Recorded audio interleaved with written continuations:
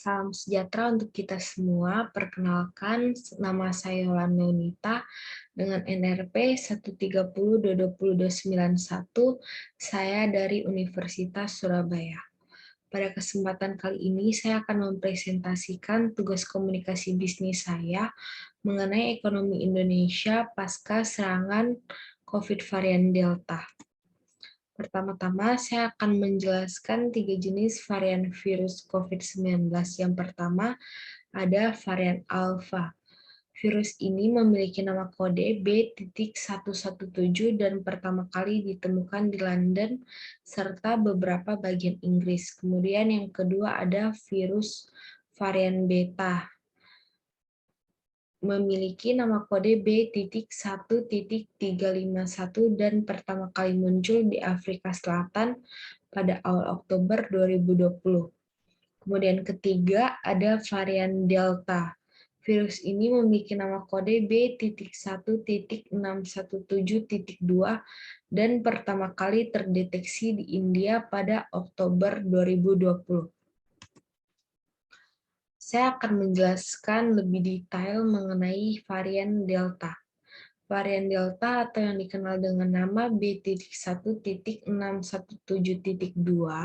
merupakan mutasi COVID-19 yang pertama kali muncul di India. Varian ini ditemukan di India yang pertama kali terdeteksi pada bulan Oktober, sehingga menyebabkan gelombang kedua yang awalnya telah surut. Varian Delta diperkirakan 40% lebih menular dibandingkan jenis Alpha serta tren aslinya. WHO telah melabeli varian Delta sebagai varian of concern atau VOC atau varian yang diwaspadai sejak 11 Mei 2021 lalu. Varian Delta mempunyai beberapa ciri yang membuatnya berbeda dari virus COVID-19 yang lainnya, yaitu pertama, mempunyai kadar kebolehjangkitan yang lebih tinggi. Kedua, mampu melekat lebih kuat pada saraf sel paru-paru. Ketiga, mampu mengurangkan respon antibodi monoklonal. Selain itu, varian Delta juga lebih cepat menyebar pada ruangan tertutup seperti di rumah. Kemudian saya akan menjelaskan mengenai ekonomi Indonesia pasca serangan COVID varian Delta. Menteri Keuangan Ibu Sri Mulyani Indrawati mengatakan dampak varian Delta asal India mengganggu pertumbuhan ekonomi di periode kedua tahun ini, terutama terhadap konsumsi rumah tangga dan ekspor. Konsumsi rumah tangga akan berimbas selama pengetatan PPKM akibat varian Delta, terutama bagi masyarakat ekonomi kelas menengah atas yang konsumsinya akan tergantung dari pengendalian pandemi.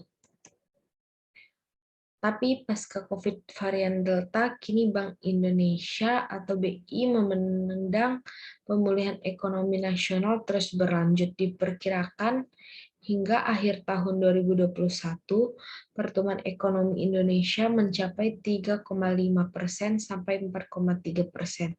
Ekonomi Indonesia diperkirakan terus berlanjut sejalan dengan vaksinasi, ekspor yang kuat, pembukaan sektor-sektor semakin kuat, dan dari fiskal dan moneter, kata Gubernur BI Peri Warjio pada konferensi pers pada tanggal 29 September 2021. Bank Indonesia juga mencatat perbaikan pada sisi eksternal yang dengan neraca pembayaran Indonesia atau NPI didorong oleh surplus neraca perdagangan.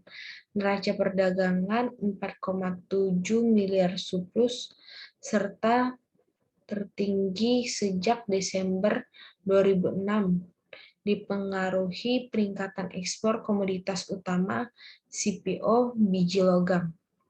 Inflasi juga terjaga rendah karena belum kuatnya permintaan domestik.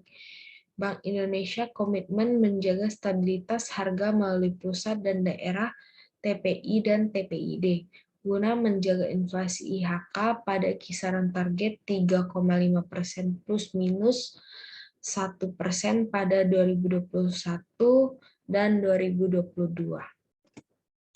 Sekian presentasi dari saya ucapkan terima kasih.